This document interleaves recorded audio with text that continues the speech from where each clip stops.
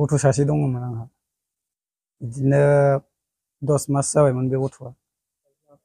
माने दा बे गथ'खौ लानानै थांबाय आरो बिमाया ओमफ्राय आंथ' न'आव गैयामोन माने आं गोजानाव दङमोन ओमफ्रायो माने गोरलै समावल' नुलांनाय जादों आरो आं बे गोरलैखौहाय आङो दा आन्द्रायाव दङमोन आंनि हिनजावा माने न'आवनो दंमोन आरो बिमा बिफाजों आंनि बिमा बिफाजों ओमफ्रायो बे न'निफ्रायनो खारलांनाय जादों आरो सोरजों रायलायो सोरजों बा थांदों बेखौथ' आंथ' मिथिया हमनो हाया बे गाव जायजों थांदों थांबाय आरो सिगां नोंजों बेवहाय न'आव लोगोसे थानाय समावहाय माबायदिमोन केरेक्टारफ्रा बा रायलायनाय मानायफ्रा रायलायनाय मानायफोराव माने एसेबां माने आं बिजिबो मोनाखै आरो जेबो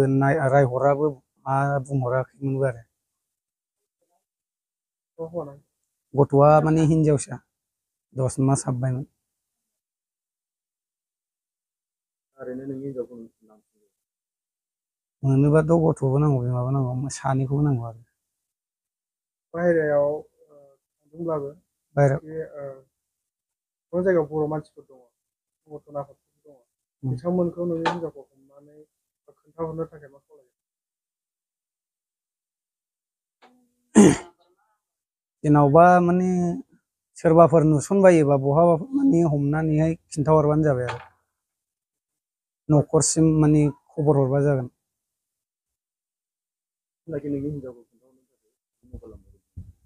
मबाइल नाम्बारा आंना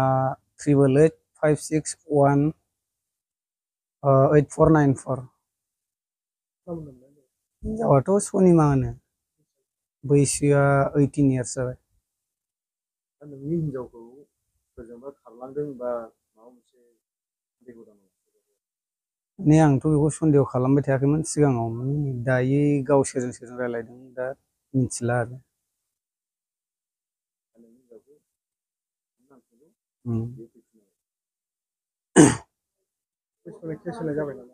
पुलिसफोरनियावथ' केस होनाय जायाखै माने रिपर्ट माबानाय बिदिनो होदों आरो